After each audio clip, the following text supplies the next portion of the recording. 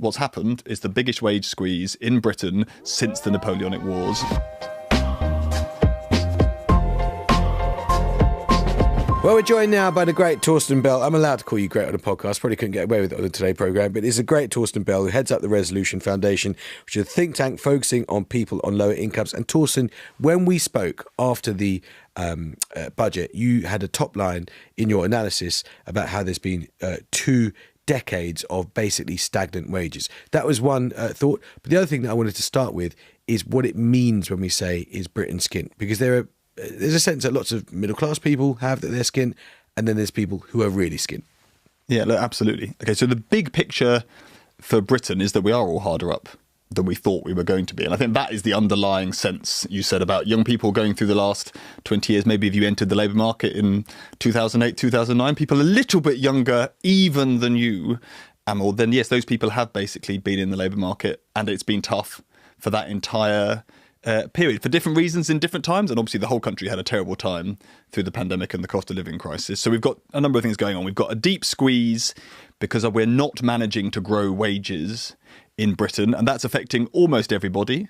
In the end, we need productivity growth to drive wage growth, and that drives tax revenues and everything else in the long run. And so that's the big underpinning thing, and that's the thing that is lays behind most of our sense of feeling skint.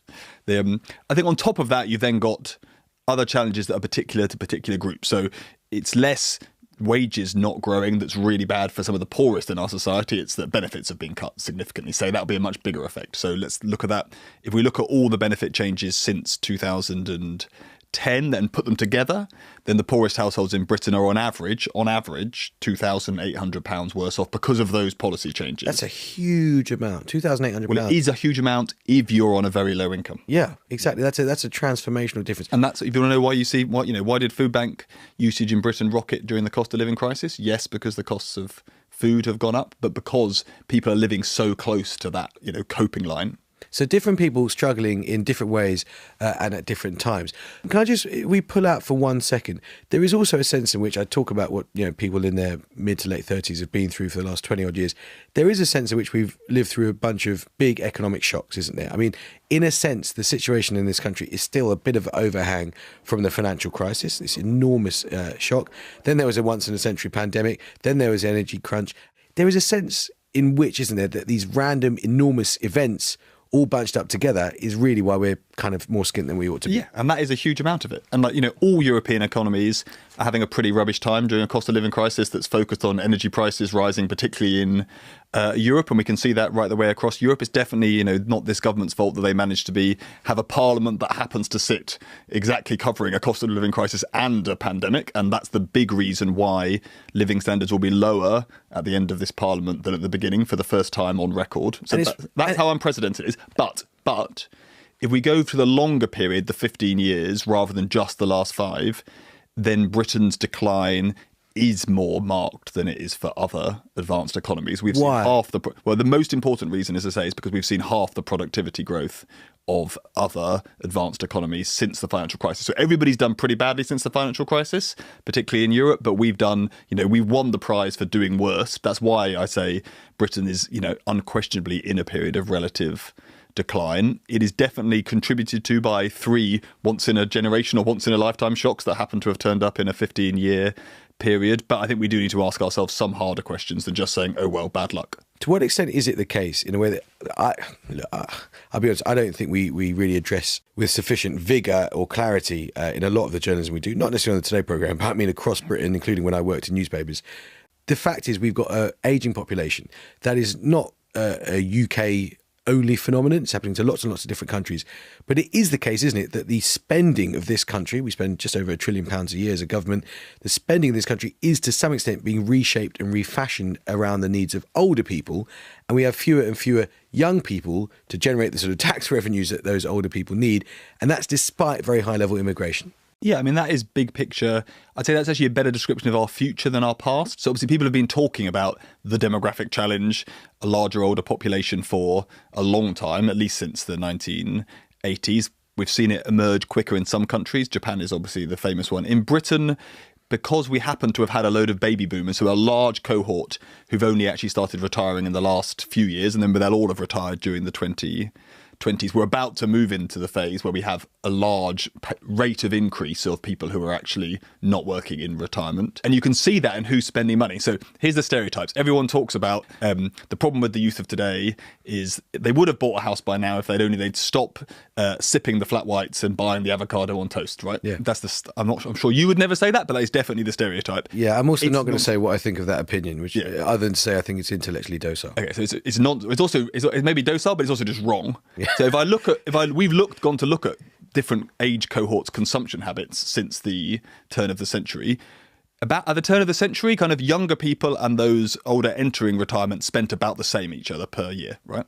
Now, older people spend about 15% more. The people eating the avocados on toast and jetting off on the holidays are disproportionately older people in Britain because their incomes have grown much more strongly The ones writing than younger about people. the ones writing about the young people. They may or may not be the exact individuals, but they are definitely in the same cohort as the ones writing the nonsense. My kind of motivation in our doing this subject today was really trying to tap into a sense. And I realised, by the way, I should say really upfront, I realised how privileged, how fortunate I am, as a result of things that I've done over the 15 years that I've been working, to be in a position I am in financially. But I know also, as a 40-year-old, that a huge number of people of my generation, my own peers, my contemporaries, just do have this sense, Torsten, that basically ever since they graduated, in our case, maybe 2005, if they were lucky enough to go to university, it's just been pretty grim tidings. It's been shock after shock after shock, austerity for a little bit in the middle. And there's a feeling that when you couple that with the ageing population, the demographics that is a bit of our future, as you've just said, there is just a feeling that lots of people have got to this particular age and realise that they're just not going to have the quality of life that they hoped they would or that their parents had. What would you say to those of our listeners in that age bracket who are feeling that right now about whether or not there may be better times ahead? Well, the first thing I would say to them is they're right. I mean, they're right. In two deep senses, younger generations have been seeing a tougher time on the economy. They're experiencing capitalism without very much capital. So, the millennials have got half the home ownership rates the baby boomers had at the age 30. And although our home ownership levels amongst young adults aren't way lower than other countries, they're like broadly similar-ish to other countries, we started much higher. So the fall is huge.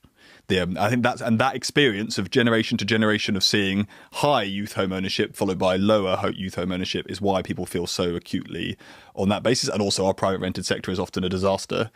So the alternative isn't available, and we've reduced the size of the social rented sector. The same applies to pensions. We've obviously got much less secure pensions than their predecessors, whether at the BBC or anywhere else, got to enjoy. So they haven't got much capital, and that wealth effect is probably the single biggest thing, particularly amongst middle and higher income households, because the home ownership thing. Remember, richer households are not used to being on the wrong side of rough justice, right? But a lot of middle class Britain is suddenly on the wrong side of rough justice when it comes to what's happened on the home ownership front. And in the end, if you didn't either inherit wealth, i.e. you were born to the right parents, or you married it, those of you listening who are not married yet, you still have choices to make. If you don't find some way of acquiring a lot of wealth from who you're married to or with, and who you're born to, well, good luck to you, as things stand. Then you've got a separate question, which we don't probably discuss, and is also bad for those same younger cohorts, but is a different issue, which is that overall wages haven't grown in Britain since 2007, whereas in the United States we've seen maybe kind of 15 to 20% wage growth over that period. That is just straight up astonishing. I mean, I was in the Treasury then. We didn't once in a single meeting think anything like that could possibly happen. We discussed a long list of problems that would come out of this crisis, action like repossessions, unemployment, insolvencies, actions to address all of them. Almost none of that is what happened. What's happened is the biggest wage squeeze in Britain since the Napoleonic Wars. Nearly 2 decades. Yeah, of lost wage growth. In the US, they haven't had that. And the wage growth they have had has disproportionately gone to younger workers under 40. Whereas in the UK, we've had weak income growth. And the weak income growth we have had has disproportionately gone to those who are over 40. So basically, I'd say to the people who are upset, you're right. What I would then say, to give them a bit more optimism, is if this economy starts growing and we start building some houses and we start making policy decisions that recognise that, not through design necessarily, but through bad luck, that younger cohorts have done worse, like Jeremy Hunt has recently done with the national insurance cuts, that it doesn't need to be like this. And, that 20% lost wage growth with the United States, from a negative perspective, is money we haven't had. If you want to put a silver lining on it, that's catch-up potential.